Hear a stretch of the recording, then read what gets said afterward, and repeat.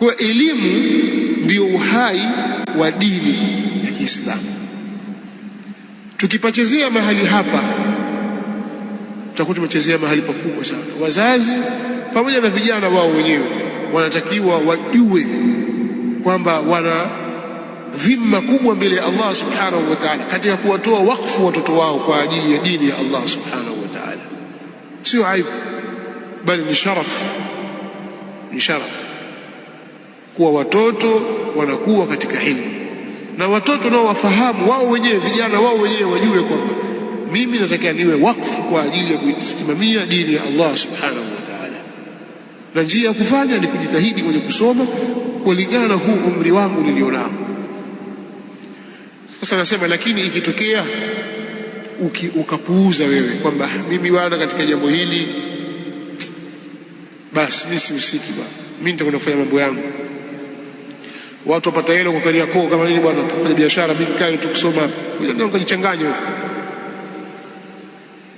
Watu wafanya kazi kwenye magari huku kwenda huku na kule, wapata pesa, wengine wavua, wengine hivi, ukaona kwamba hayo ni ya maana, ukaelekea huko, jua kwamba hasara ile iko kwako, si kwenye dini. Allah subhanahu wa ta'ala atamwambia, wa in tatawallaw yastabdil qauman ghayrakum thumma la yakunu amthalakum.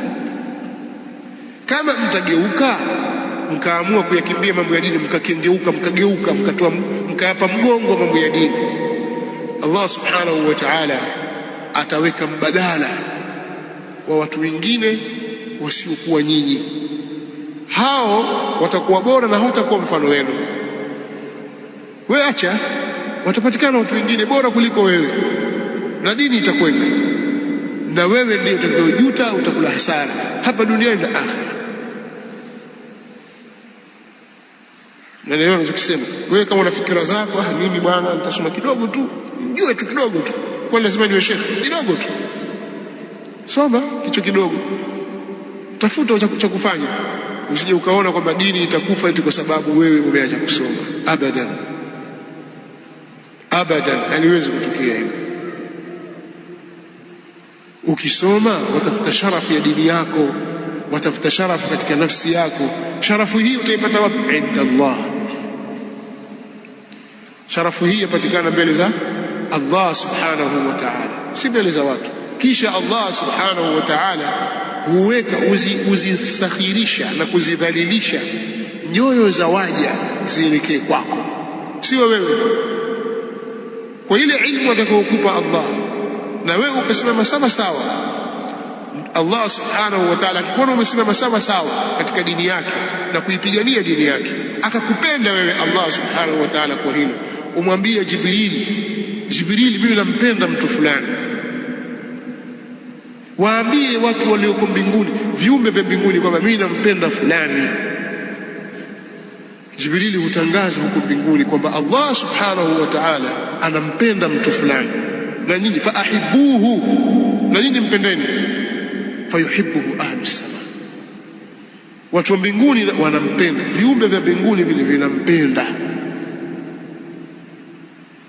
Kisha Allah subhanahu wa ta'ala humwekea kabuli mtu huyu katika ardhi.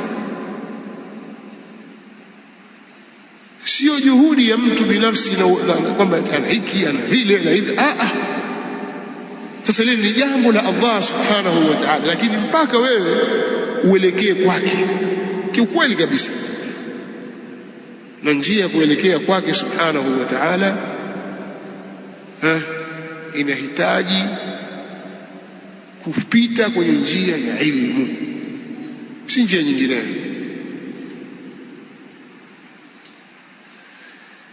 Sasa sijui haya tuyaelewa au vipi?